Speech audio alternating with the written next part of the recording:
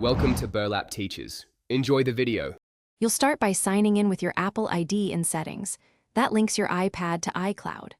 Once signed in, tap iCloud and turn on iCloud Drive and Photos so files and images sync. Make sure to also enable the specific apps you want backed up, Notes, Contacts, Calendar, because each toggle controls what iCloud stores. Connect to a stable Wi-Fi network and plug the iPad into power. Initial uploads can be large, so this prevents interruptions and speeds up the first full sync. Once done with sign in and basic toggles, check iCloud storage to see how much space remains and which apps use it. If photos consume space, enable Optimize iPad storage so full-resolution images stay in iCloud and smaller versions remain on device.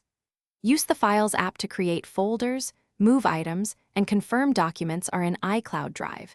This is how you maintain an organized cloud.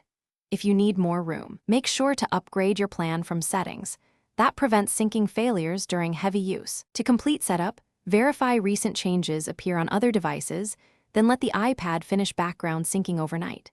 If something doesn't sync, try toggling the specific iCloud service off and back on to force a refresh, and restart the iPad to clear transient issues.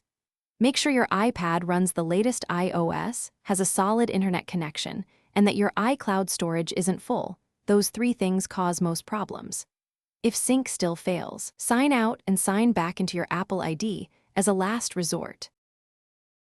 Thanks for watching. Consider subscribing if this video helped you.